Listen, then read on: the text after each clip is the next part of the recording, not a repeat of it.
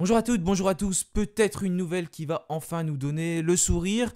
En tout cas, on espère de l'espoir plutôt, puisque Olivier Dalloglio va devenir le nouvel entraîneur de l'AS Saint-Étienne. C'est le progrès, puis l'équipe qui nous informe de cette nouvelle après donc le départ de Laurent Batles, après la défaite contre Guingamp. C'est Olivier Dalloglio qui prend sa succession pour les 6 prochains mois. Il va entraîner normalement les Verts pour la première fois ce mardi matin. L'objectif de cette vidéo, ça va être de présenter le nouvel entraîneur stéphanois. Et puis voilà, en tout cas, son projet avec les Verts, qui est bien sûr celui de monter en Ligue 1. C'est tout ce qu'on lui souhaite. Il a déjà côtoyé plusieurs joueurs de l'effectif, puisque quand il était à Brest, il a vu Gauthier Larsonneur, mais également Gaëtan Charbonnier. Et il a aussi côtoyé un membre du staff, Benjamin Guy, le préparateur physique de Saint-Étienne. Voilà, dans cette vidéo, on va donc présenter le nouvel entraîneur des Verts. C'est parti!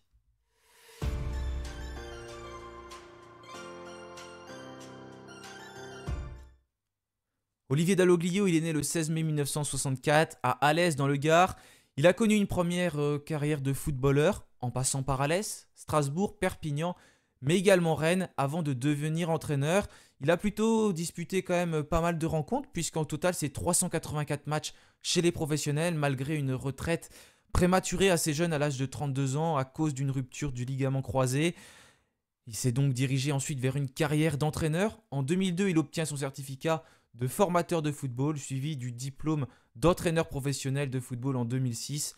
Dalloglio, il a également encadré des stages pour l'UNFP et a exercé des fonctions d'entraîneur dans divers clubs. Ces clubs, on va les voir maintenant. En 2012, il débarque à Dijon, le club bourguignon, au DFCO, et il devient donc l'entraîneur de ce club qui a tout juste été relégué en Ligue 2.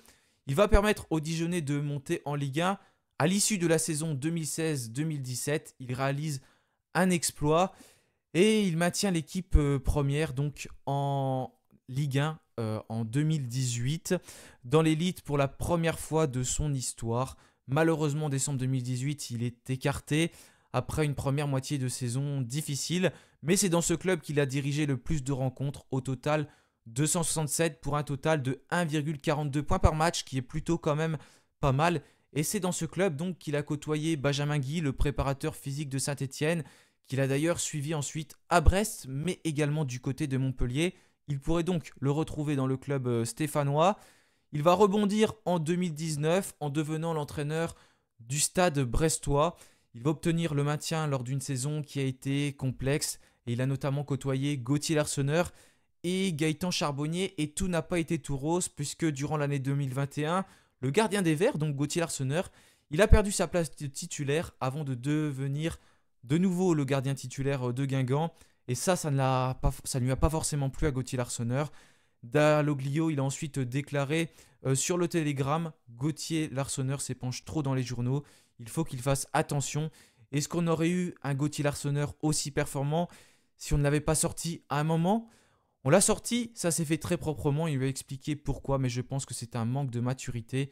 Il va apprendre, je pense qu'on l'a plutôt aidé. Si j'avais été lui, j'aurais dit merci de m'avoir fait ça, il s'est remis en cause, a redoublé de travail et est redevenu plus fort. Est-ce qu'on lui aurait rendu service si on l'avait laissé faire? Car à un moment donné, il était moins performant, voire limite.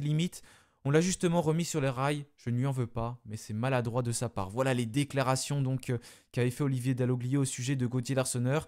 Peut-être que les relations sont un petit peu meilleures, j'espère maintenant, entre les deux hommes, mais elles étaient plutôt tendues, en tout cas il y a 2 ans, à ce moment-là. Et concernant Gaëtan Charbonnier, ça n'a pas l'air forcément mieux.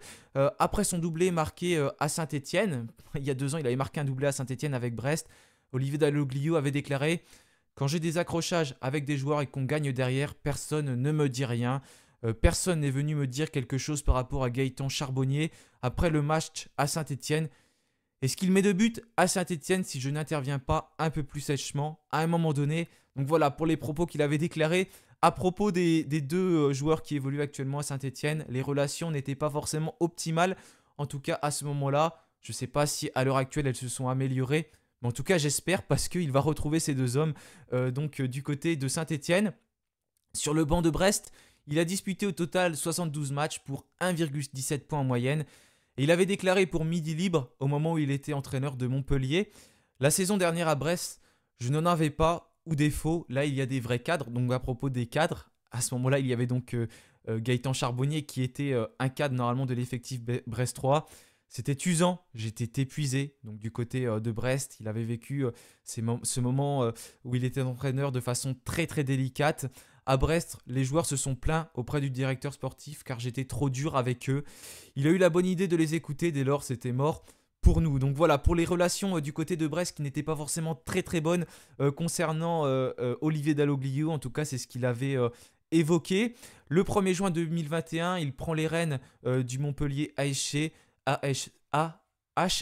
pardon, mais en octobre 2022, suite à des résultats décevants. Il est démis de ses fonctions. Là aussi, il a pris un total de 1,17 points par rencontre en 52 matchs. Lors de la saison 2022, ça a été plus compliqué par contre parce qu'il n'a gagné que 7 rencontres pour 20 défaites. Et c'est ça sa dernière aventure en tant qu'entraîneur. Laurent Nicolin, président de Montpellier, avait déclaré: il n'y avait pas de divorce entre le coach et les joueurs, ils n'ont jamais lâché l'entraîneur. Et si Romain Pitot devient l'entraîneur principal, la politique du club, elle ne change pas. C'est notre choix depuis l'année dernière d'incorporer plus de jeunes et on ne différera pas, avec cependant un objectif clair sur le point comptable.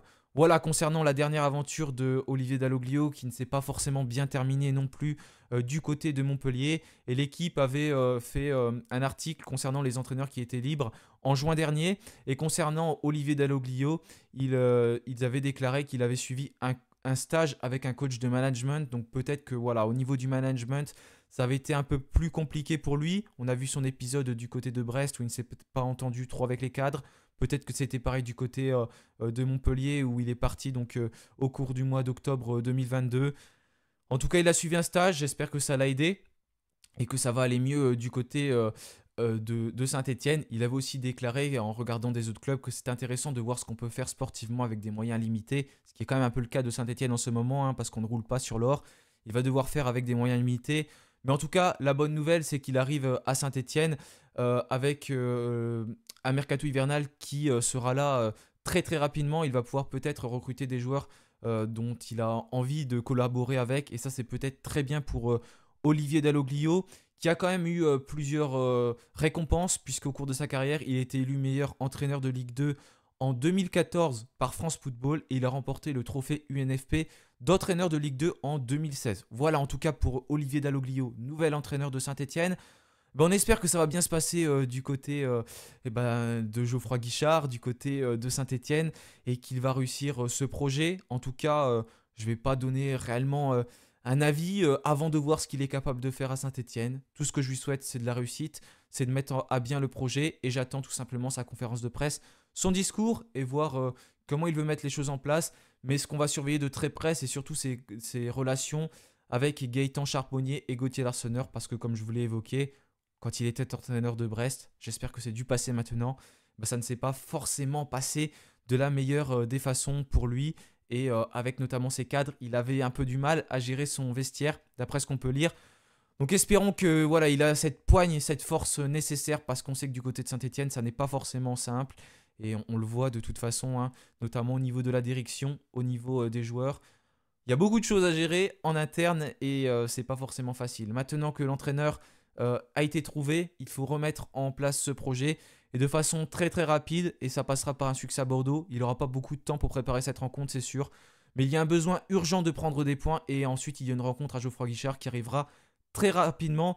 Ce sera donc contre Bastia. Voilà pour Olivier Dalloglio qui est le nouvel entraîneur de l'AS Saint-Etienne. N'hésitez pas à me dire ce que vous en pensez. J'espère que cette présentation vous a plu. Et voilà, maintenant il n'y a plus qu'à voir en tout cas ce que ça va donner pour Olivier Dalloglio. Merci à tous, je vous souhaite une bonne semaine et allez les Verts. Allez, salut à tous.